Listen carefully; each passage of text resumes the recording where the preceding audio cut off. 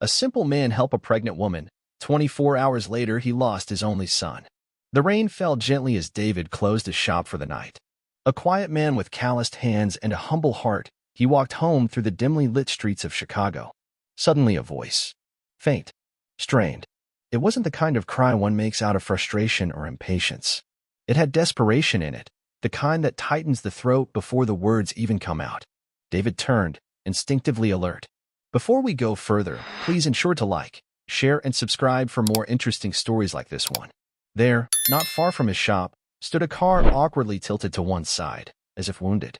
Beside it was a woman, young, visibly pregnant, her coat draped over her shoulders but failing to hide the trembling that gripped her. Her phone was in her hand, her other arm cradling her belly protectively.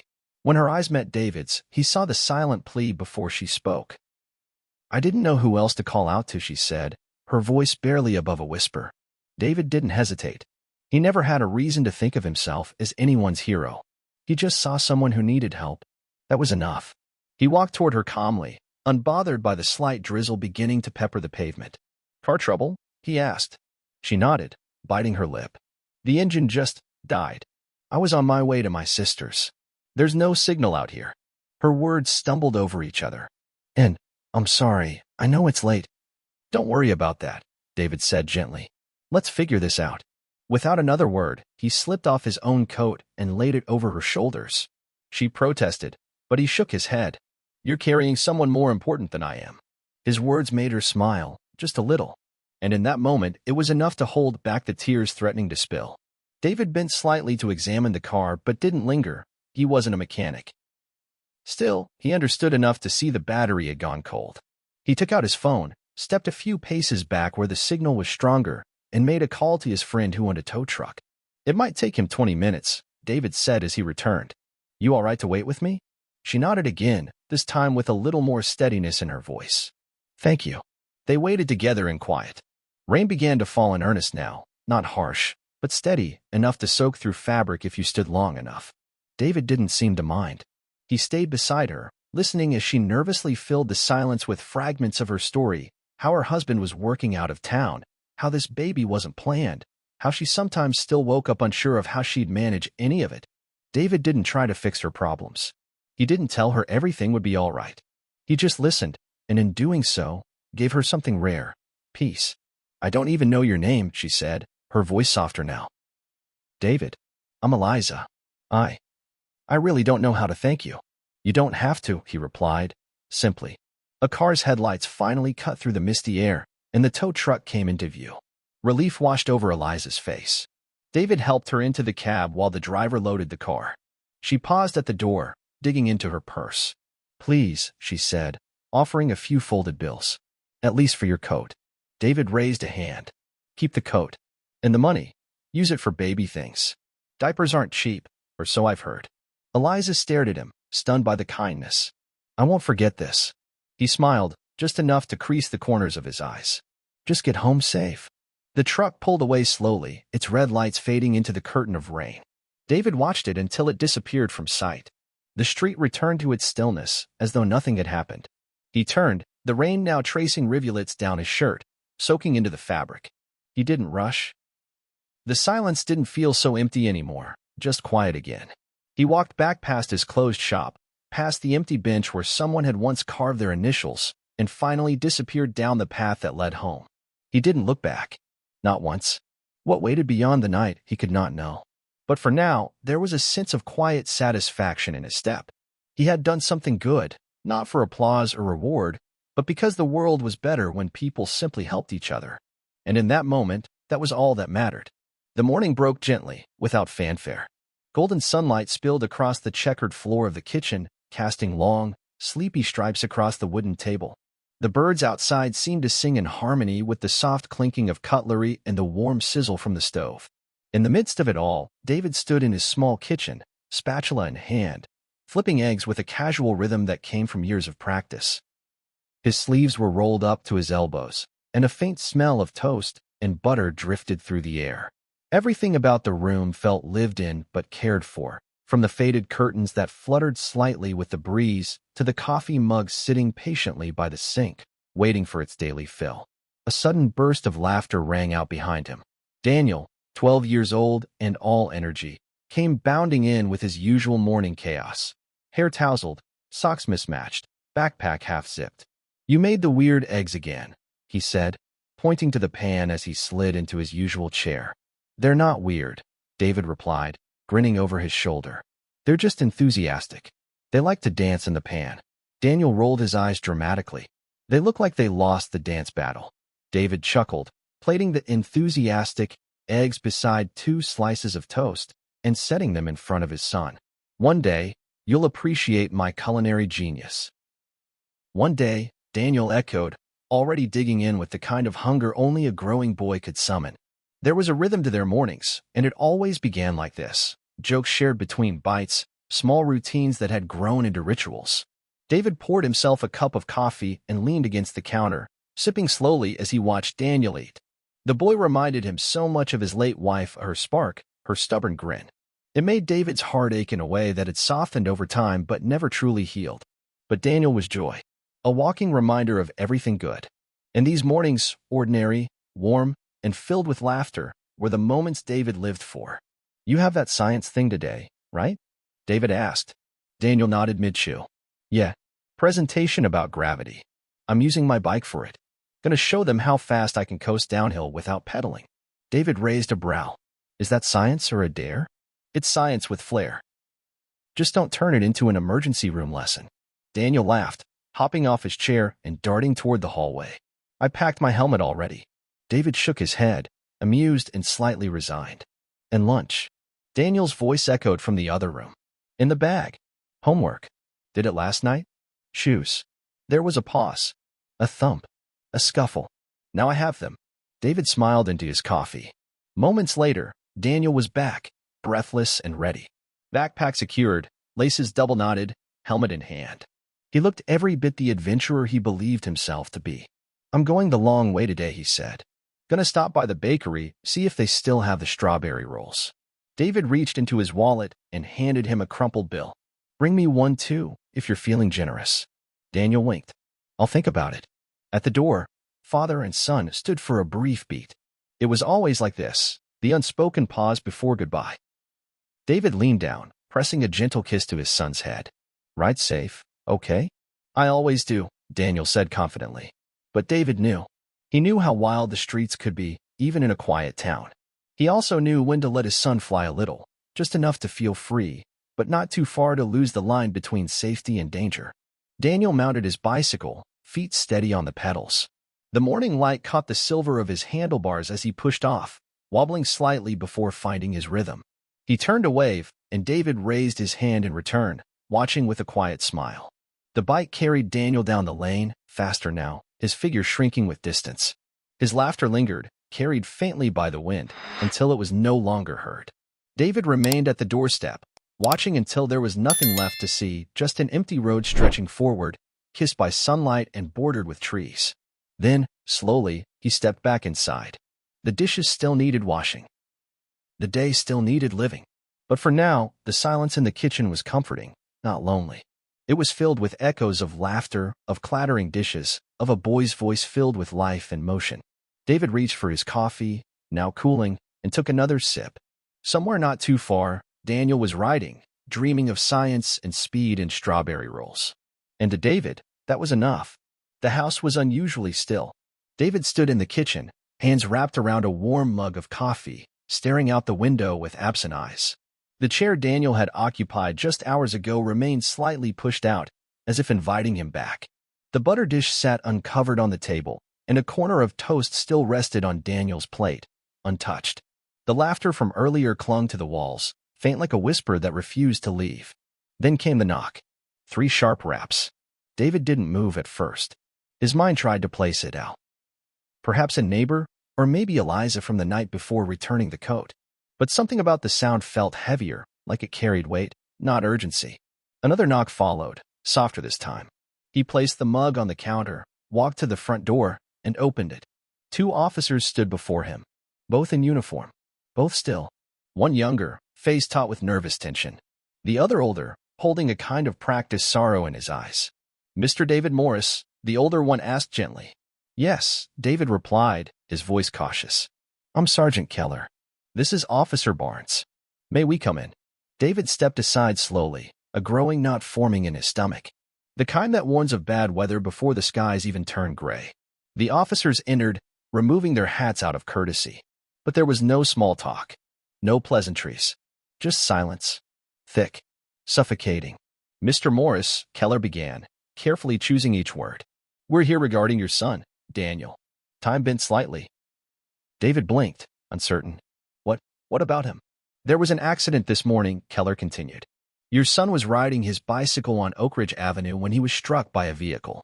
The room seemed to tilt. David reached instinctively for the counter behind him, fingers brushing the edge of the sink. Is he okay? Officer Barnes looked away. Keller took a slow breath. I'm sorry. The driver was under the influence. Daniel sustained critical injuries. He was rushed to the hospital, but the rest came in fragments. Words fell like stones, too late, fatal impact. We did everything we could. David stood there, unmoving, as if his body hadn't yet received the message his mind was trying to process. The world, once filled with warm breakfast scents and a boy's laughter, suddenly felt cold, hollow. No, he muttered. His knees buckled, and his hand, still shaking, reached for the coffee mug he'd left behind. It slipped from his grip, crashing to the tiled floor and shattering into dozens of pieces. The sound echoed like thunder in the small kitchen. Keller reached forward instinctively, but David waved him off, stumbling back. He clutched the edge of the table, breath shallow, heart pounding like war drums inside his chest. This can't be, he whispered. I just watched him ride off. He waved. He smiled. He had his helmet. His voice cracked, falling into silence. We understand how difficult this is, Officer Barnes said softly. We'll give you some space. If there's anyone you'd like us to contact. David shook his head violently. No. Just leave. Please.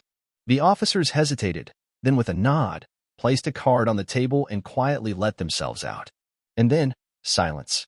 But not the peaceful kind, the suffocating kind. The kind that presses in from all sides, that roars without a single sound. David stood in the middle of his kitchen, surrounded by the echoes of a morning that now felt like a lifetime ago. The fragments of the coffee mug glistened at his feet like tiny, broken memories. He stepped over them, moving toward the living room without direction, without thought. On the side table sat Daniel's homework folder, filled with diagrams and doodles. His schoolbooks lay on the couch, where he had tossed them last night. David reached for them, hands trembling. His fingers clutched the math book, the edges worn from use. Inside, Daniel's messy handwriting sprawled across the pages, a child's world of numbers and arrows and scribbled notes. David pressed the book to his chest and collapsed onto the floor. The sobs came slowly at first, caught in his throat like a dam refusing to break. But when they finally did, they tore through him with the force of a storm. He cried not just from the pain, but from the suddenness, the impossibility. That something so full of life could be snatched away in an instant. His cries filled the empty house, bouncing off walls that had only known warmth. He clung to the books as though they were Daniel himself, as though holding on to paper and ink could somehow keep his son from slipping entirely into memory. He rocked slowly, back and forth, eyes squeezed shut against the flood of grief. The hours passed unnoticed. Outside, the sun shifted higher in the sky, indifferent to the tragedy unfolding behind closed doors. David remained there, surrounded by the life his son had left behind. The silence no longer felt like a lack of sound. It had become a presence of its own. Heavy, unforgiving. He didn't know what came next. He didn't care. The only truth that remained was this. His world had stopped, while everything else kept moving. And he wasn't ready to move with it. The sky wept without pause. Cold rain blanketed the cemetery, softening the earth beneath dozens of black shoes and soaking the shoulders of those gathered. Umbrellas bloomed like dark flowers among the crowd, but David had none. He stood still in the downpour, unmoving, unblinking, his coat clinging to him like a second skin. The grave was small, too small. A rectangle of raw earth carved out of the ground, hungry and waiting. The headstone, plain and newly etched, bore the name Daniel Morris and a pair of dates that seemed too close together, too cruel in their brevity. Around him, the murmurs of mourners floated like distant wind. Neighbors, friends, teachers, people who had known Daniel for moments or for years. Their voices were low, reverent, but meaningless to David. He heard them without listening, saw them without seeing. He clutched something in his hand, a worn, plastic action figure with a chipped cape. Daniel's favorite. The one he had once called his luck charm, never leaving home without it during exam weeks or school competitions. It had been left behind on the couch, forgotten in a rush of excitement for strawberry rolls and gravity experiments. David stepped forward slowly. Every movement felt deliberate, like his limbs were remembering how to work through a fog. He crouched beside the grave and laid the toy gently on the lowered casket. For a moment, his fingers lingered there, reluctant to let go. Water streamed from his forehead, mingling with the tears he couldn't summon. There should have been sobbing, shouting, something. But David felt nothing. Not yet. Just emptiness, vast and echoing. Like standing at the center of a hollow shell that used to be his life. The priest spoke, words about peace and eternity, about letting go and moving forward. But the phrases passed through David like mist. None of them made sense. None of them fit. What comfort could possibly exist in telling a father to move forward without his child? As the prayers ended, people began drifting forward, placing flowers on the grave, murmuring condolences. Some rested hands on David's shoulder. Others whispered things meant to soothe. He was such a bright boy. He's in a better place. You're not alone. David nodded at each of them, but his eyes never met theirs. Their words fell into the same hollow he stood in, vanishing before they reached him. One woman, Daniel's teacher, he thought, pressed a folded drawing into his palm. It was crumpled at the edges, the ink running slightly from the rain. A sketch of a superhero flying through the sky, labeled "My Dad," stronger than gravity. David held it without opening it. The procession began to thin. People drifted away in pairs, umbrellas rejoining the wind as the earth turned darker and softer beneath them. David remained, still and alone. A child's laughter pierced the air suddenly. It came from somewhere beyond the cemetery gates, a boy playing beneath a tree with a red balloon. His joy was sharp, clean, and bright. It carved straight through David's chest. His head lifted, eyes searching. The boy twirled, chasing the balloon, oblivious to the storm or the sadness just a few feet away. For a split second, he looked like Daniel. The tilt of the head, the spring in the steps. David stared, breath caught. But then the moment passed. The boy ran off, and the sound of laughter faded. David lowered his head again. A caretaker approached quietly, signaling the time to say a final goodbye before the burial. David gave a faint nod, stepping back from the grave. The earth would soon swallow what remained of the life he once knew: school projects, bedtime talks, bike rides, and early morning eggs. He didn't cry. Couldn't. The grief had settled in places too deep for tears. It wrapped around his chest, pressed into his bones, dulled every sensation until only silence remained. As the first shovelful of dirt hit the casket, David turned and walked away. Behind him, the rain kept falling. It would wash the headstone clean, blur the footprints, soak the forgotten flowers. But it would not erase the void. Nothing could. The sky burned with the final light of day, streaked in shades of copper and lavender as evening settled over the quiet town. Inside David's dim home, the air hung heavy. The walls had not heard laughter in days.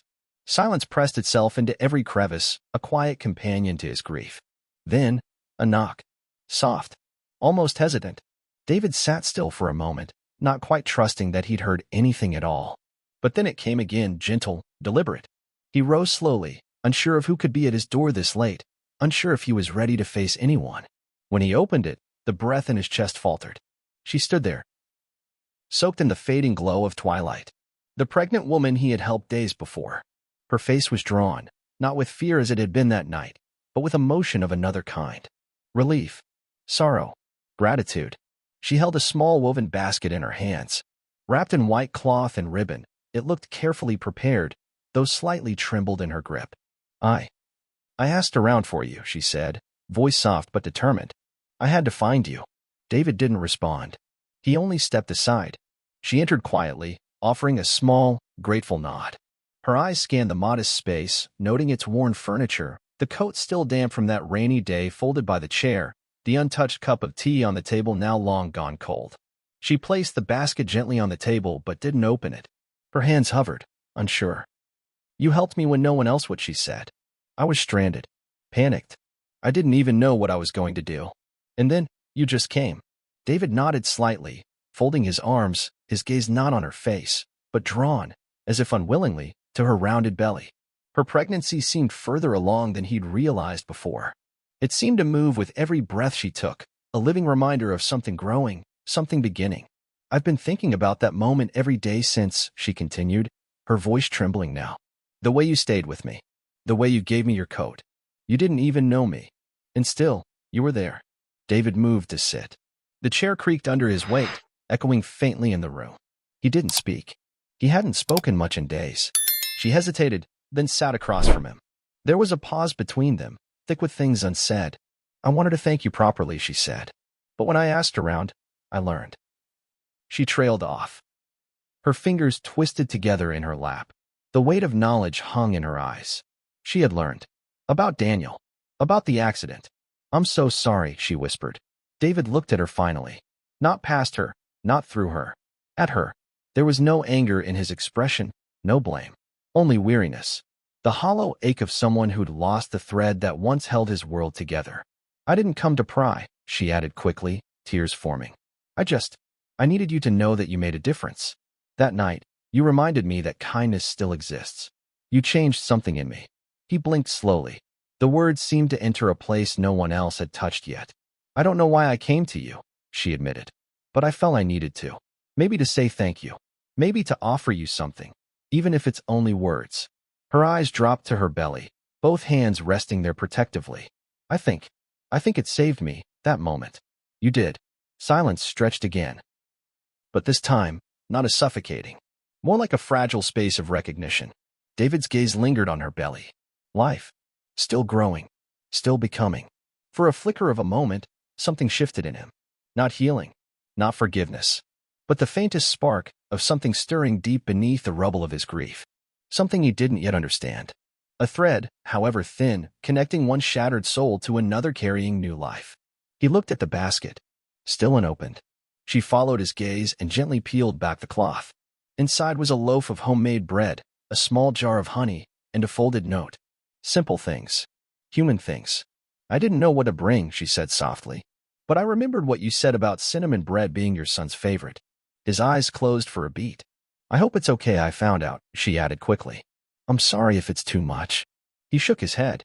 Not as refusal, but as acknowledgement. The scent of the bread filled the room slowly. Sweet, warm, familiar. David stood again, not sure why. Not sure what to do next. He walked to the window and stared out at the last light retreating behind the rooftops. For once, he didn't feel like collapsing under the weight of it. Behind him, the woman rose from her seat. I should go, she said gently. But if you ever need anything, someone to talk to. I'm not far. He didn't answer. But he turned and looked at her again, truly looked, and offered a faint nod. As she stepped out the door, her silhouette framed by the now dim evening light, David stood in the same place. Alone, yes. But something remained with him now, something different than before. And for the first time in days, the silence in the house didn't feel as heavy. It simply waited. The house stood quiet, cloaked in shadows. Outside, the wind stirred faintly, rustling leaves along the edge of the fence. Inside, David sat still at the edge of his bed, hands resting limply on his knees, staring at nothing. The earlier visit echoed faintly in his mind, the gentle knock, her voice, her tears. But now, all was still again. He rose slowly, almost as if led by instinct, and walked toward the hallway. His steps made no sound against the wooden floor. At the far end stood a narrow chest of drawers. He reached for the middle one, paused, then pulled it open. Inside were the remnants of another world. Crayon sketches on rumpled paper, torn-out pages from school notebooks, smiling stick figures, a bright yellow sun in every corner, spaceships, footballs, dragons, and on one sheet, David recognized the handwriting, my hero, Dad. The drawing was simple. A man in a blue cape, standing tall beside a smaller boy with messy brown hair. Both smiling, arms outstretched as if they could fly. David clutched it to his chest. The weight of it broke something open inside him. A wave of grief swelled and crashed, not loud or dramatic, but deep, hollowing. His knees buckled slightly as he sank to the floor, still holding the picture. He didn't cry. The tears had already come and gone in earlier days, spent in silence and in shadow. What remained was quieter, more persistent. A slow burning ache that filled every breath. He stayed there for a long while. Later, he rose again, this time with purpose. Without taking a jacket, Without even checking the time, he left the house and stepped into the night. The streets were nearly deserted. Lamplight glowed pale over the sidewalk.